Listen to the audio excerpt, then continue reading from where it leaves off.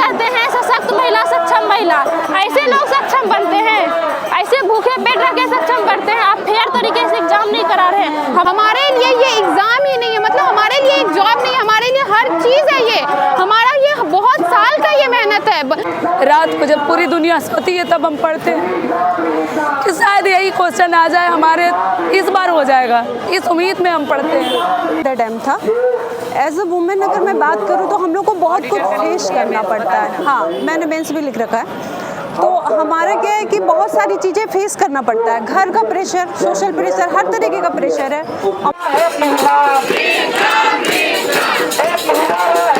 हम लोग का जो प्रोटेस्ट चल रहा है 70वीं बीपीएससी का प्रोटेस्ट चल रहा है, आयोग ने नोटिस जारी किया कि हम लोग नॉर्मलाइजेशन नहीं करेंगे। उसके बाद जो एशिया का सबसे बड़ा सेंटर है बापू सभागार, वहाँ पर 12,000 बच्चों का जो एग्ज़ाम हुआ उसमें अनियमितता बरती गई और उनका एग्ज़ाम कैंसिल कर दी गया। बाकी कायदे से नियम के अनुसार 3,25,000 जो बच्चे एग्ज़ाम दिए हैं उन सबका एग्ज़ाम लेना चाहिए, क्योंकि सुप्रीम कोर्ट ने भी कहा ना, आप एग्ज़ाम के दौरान कोई भी नियम चेंज नहीं कर सकते हैं। दूसरी बात, हमारी बात यह है कि आयोग हम लोग को नॉन सीरियस कह रहा है। किस आधार पर वो नॉन सीरियस कर रहा है? हमने मेंस दिया, हमने सीडीएसई का इंटरव्यू दिया है, 2-2 बार दिया है। अब हमारी उम्र 23-25 की होने चल रही है, 23-24 की। अब माँ बाप क्या करेंगे कि तुम प्रोटेस्ट करोगी, चलो अंदर जाओ, घर जाओ, तुम्हारा शादी करा देंगे। अगर 80 लाख करोड़ में सीट बिकता है तो वो आयोग कह दे कि हम सीट बेच रहे हैं, हम लोग अपना हाथ जोड़ लेंगे, अपना घर में चूल्हा चौका करेंगे।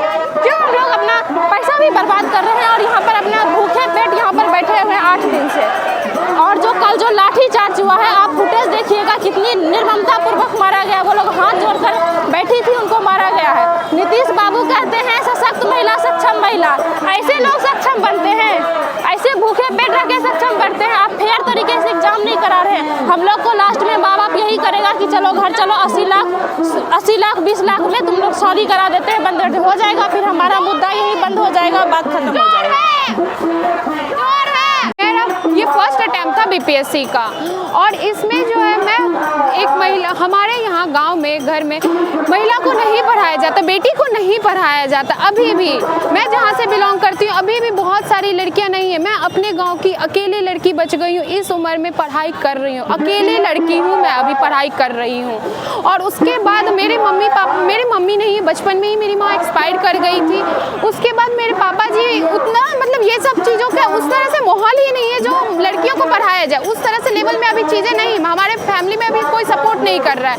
मैं यहाँ पे ट्यूशन पढ़ा के मैं खुद पढ़ाई कर रही हूँ। उसके बाद इतने कठिन होके मैं पढ़ाई कर रही हूँ, उसके बाद जो मैं पेपर दी हूँ तो इसमें ऐसा हाल हो गया है कि हम लोगों को फिर से री एग्ज़ाम की मांग करने पड़ रही है। हमारे लिए ये एग्ज़ाम ही नहीं है, मतलब हमारे लिए एक जॉब नहीं, हमारे लिए हर चीज़ है ये, हमारा ये बहुत साल का ये मेहनत है। और अगर मैं निकल गई तो एक, मतलब समझिए, तो वहाँ से एक लड़की कोई गांव से, हमारे गांव से कोई निकली तो बहुत वो लड़की का मतलब रास्ता खुल जाएगा, बहुत का एग्जाम्पल बनेंगे कि हाँ वो इतना मेहनत से की है, क्योंकि हमारे यहाँ नहीं पढ़ाया जा रहा है अभी भी लड़कियों को। इसी कारण हम लोग ये मांग कर रहे हैं कि फिर से री एग्ज़ाम हो हमारा।